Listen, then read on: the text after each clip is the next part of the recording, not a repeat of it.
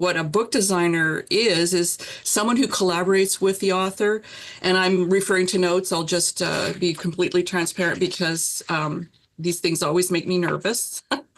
I professionally design your book to match your vision while keeping with your target audience in mind. And the list of things that a book designer does is quite extensive. I advise on the size of the book. I do research to find out what's going on in your genre and what's current and what to avoid, frankly, because we don't want your book to look like everybody else's book. I am a project manager. The list is long, so I'll keep it at that for now. But I think the most important thing that your book designer will do for you is you keep a consistent look. I keep the author informed at all stages of the work. And I am somewhat of a cheerleader myself because the book design process can be quite grueling for some authors after they've just come off the writing and the editing, and they're tired and they want someone to take over. I do believe that that's true. And so I would also like to give people a dip into what cover design is. So if you've not seen Toni's portfolio, it's beautiful, and I'll put her information up in the chat and in the comments for you, so you can reach out to her. If you're on LinkedIn, you can find her. Definitely check out her website, check out her portfolio because it's astounding. But if you could take an example of a cover design and maybe talk us through what goes into making something like that. Share this with you. And this is actually an example of a piece where I collaborated with another artist. The author had commissioned someone to do this work, but the cover was created in the wrong size, and some of the elements were not working. We have to keep in mind that this was an Amazon book, and their templates require certain things, like you need to stay within a certain boundary. So I needed to reorganize some of these elements. I worked with the font. It was already created. This graphic was created by the cover artist. So what I did was figure out what this font was. And then when I did the typesetting for the back here, I used the same font or something very similar so that the back and the front related. And then with these elements here, the back cover didn't exist. I created the back cover. So I pulled from the artwork that was provided to me, I pulled some elements to create the back cover. And as you can see, the barcode needs to go here. That's where Amazon insists that it goes. And so that's where we put it. So that is an example of a collaboration book cover design. That is a really big close-up of the artwork. This is artwork for Ingram Spark. So Amazon and Ingram Spark use different templates so that when I work with someone who's using both print-on-demand services, I need to create 2 sets of cover art, 3 sets if you're working with a bricks and mortar printer. This is an original cover design that I did for a client. I just delivered this about 2 months ago, and we collaborated a lot. They had some ideas about what they wanted. I say they because he was working with a marketing person that he brought on, and that was really helpful because this gentleman lives in Qatar now, and his time zone was completely opposite to what mine is. But I did some research, and he showed me what he liked and didn't like, and this was a longer process because it still wasn't working for his vision. So they continued to do their own research, and I kept doing iterations, and we settled on this, and he loves it. This is going to hardcover. It's just a soft cover, but it's also going to a hardcover. And I want to show you for the hardcover, it's just going to be blue, this with their logo here, with the dust jacket, a wraparound dust jacket with the original cover design. I had to extrapolate. We added some an extended bio for him and some quotes here. And this was a lot of fun. This is a really big billboard for your book. So when you have a dust jacket on your book, you've got a lot more real estate to educate your readers. So those are the 2 examples I have for you today. Well, I love both of those, and tell me a little bit about what kind of questions you ask your authors. when you're coming up with these book covers? I asked them, thanks, that's a great question. I asked them what colors do they like and what they and don't like. And that might seem so simple as to not be important, but it is. Some authors have a real strong aversion to certain colors. And that's why I back up if I make a color choice that doesn't, that an author doesn't like, I want to be able to back it up with some research on, say what are like the I'm not really sure of the term, but like the psychological color theory, and how color affects the way we see things, and also what is current in their for their genre design. So I'm asking if they have any particular fonts that they would like me to use. This author wasn't he didn't have anything specific, but I noticed in the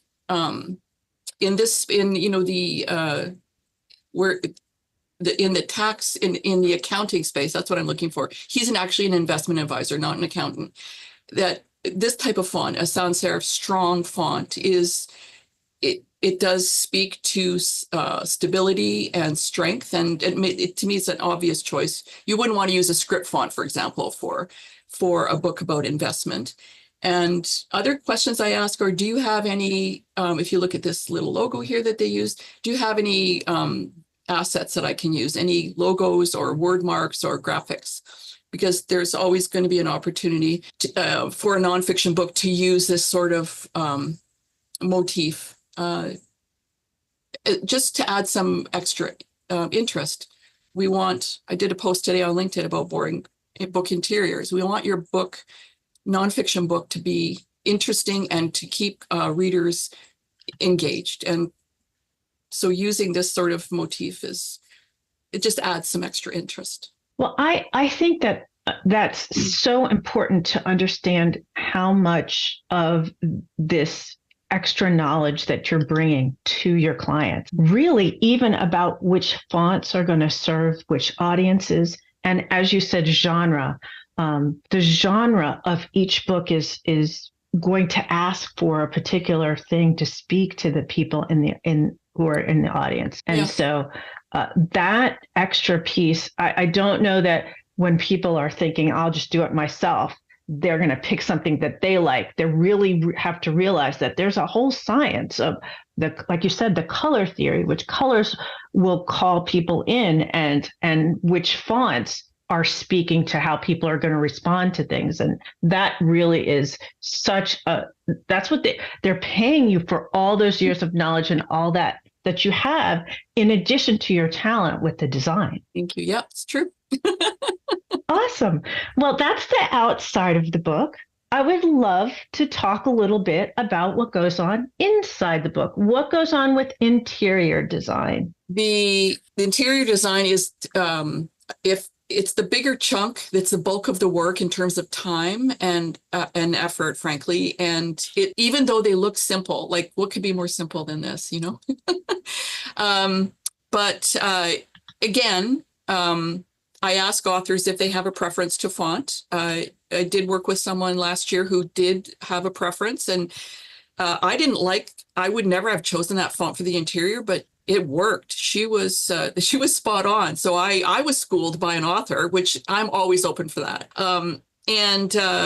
So I need a finished manuscript. It cannot be in the editing stage because I'm going to be handling it quite a bit, and there can't be any more changes happening. Ideally, there are no more changes that occur to a manuscript after I've formatted the book. For this one, this is for Francine's book, and her space is food inspection and food safety, but this was also a memoir. So I chose a traditional font. It's probably Adobe Garamond. And I also, because it's a memoir, I wanted it to have a little bit of interest, because it's like this combination of her experience in the industry plus how she came up through the industry. And so if you notice here, there's a pull quote that I used, what I did was I found phrases within the manuscript that spoke to me, and then I ran it by her, and I asked if I could use them for pull quotes. And so this pull quote relates to something that came previously. Yeah. So this is a very simple layout. You've got, you put your page numbers and the book title at the top. It can also go at the bottom. And just this day, I decided to put them at the top, but there are no, the rules, the hard and fast rules are the sizes of your margins here. This is really important because when you've got a book that's 200 pages or more, you want to make sure that the text doesn't crash into the centerfolds. You don't want people cracking open your book to read it. So, and there are guidelines. People are interested, you can check it out on Amazon or Ingram Spark. They have recommended sizes for margins. And because this went through Amazon, I did double check their specs. Start choosing like how the chapter opening is going to look. This is what I decided that day. It's like, a small 3, it's a classic, it's in caps. So, and I did some samples for Francine, and then I showed her my 2 or 3 ideas, and then we went with the one that she preferred. And then what I did was I went and formatted the entire book, applying my paragraph and character styles until I was done. Let me see what I can find you another one. Well, actually, there's a question for you sure. about that before you move on. You said this, it comes from Diane, and she said this was an Amazon book. Yeah. That you had mentioned that it was an Amazon book, and she'd like to know more if there are different rules to be aware of depending upon the different sizes that you're using or the different publishing decisions that you're making. For the interiors, no. Amazon and Ingram Spark, those are the 2 most used by my clients. The interiors, you need a print ready PDF. There's certain settings for that in InDesign. So that is very straightforward. For the covers, as I mentioned earlier, the templates are different, and the covers, the cover artwork needs to be built using their template. So I would go to either platform and download the right size book with you fill in the size of the book, the color of the paper, because that would determine the weight of the paper, the number of pages, and the template is automatically generated with the right size spine. So it's the covers that are the most fussy, and rightly so. You want to have that cover done right. And well, if the cover doesn't work for their system, that will get rejected. And when that happens, it doesn't happen often, I'll fix it. Awesome. Yeah. And then the other thing, I know sometimes I had a professor when I was in grad school, and he was talking about fitting everything so nicely on the page. And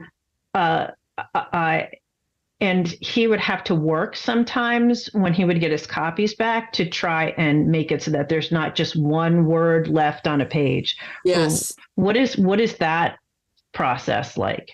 That is, here, I'm in the inside of her book. So that process would be like making sure that, I want to find you a good one. Here, you see there's making sure that when it goes from this page to this page, that there are at least 2 lines of the previous paragraph at the top of the next page. You don't want to leave behind widows and orphans. I think a widow is when there's 1 line at the top of a page, and orphan might be when there's like a tiny little word left over. So there are ways to set up the preferences in the layout program that I use that will avoid that.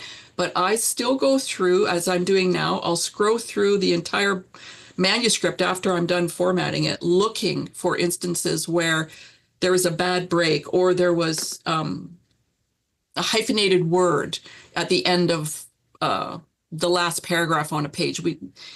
I'm a bit fussy that way. So this is actually the 2-up layout for Francine's book. Excellent. And yeah, I hope that answers the question. It does. Now, you did say that you had another interior that you wanted to look at, just to give you a different idea of. Yes. So this is Saud's book. And oh, look, I put the page numbers on the bottom for a change. So I mean, they can go on the bottom on the outside edges or the middle. That's very traditional. So I do love having the chapter number at the top, on the top. And that day I chose like a gray numeral for the new chapters. And here, I'll show you the inside pages. So this is the title page, and it's a mirror in black and white of the cover, for example. That's nice to follow through with that. And here, look at that. See this logo, it's a copyright page, but it made it a little bit more interesting to add that in there. And it also, they've got a logo or a word, a mark that they're using. Why not, use it as where appropriate? If you look at here, there's ISBNs. He's doing 4 different types of book: paperback, hardcover, ebook, and audio. So you need an ISBN for each type of book you're doing. In Canada, we can apply for ISBNs and get them for free. In America, through Bowker, you have to pay, but the best deal is buying a group of 10. If anybody's thinking about doing that in America, buy a group of 10. Most authors do ebooks and paperbacks, so you'll need at least 2 ISBNs. Contents pages, no need for them to be boring. Just a little extra interest with the bold, and you might be figuring out now that I like to contrast serif, this font, with a sans serif. It's my thing. I like to do that. And the serif font, I know, has a little, it has the curlicues at the top, and it has the little lines at the bottom. Yes. And the sans serif ones are without that. Yes, thank you. Your name is a play on that also. Yeah, it is.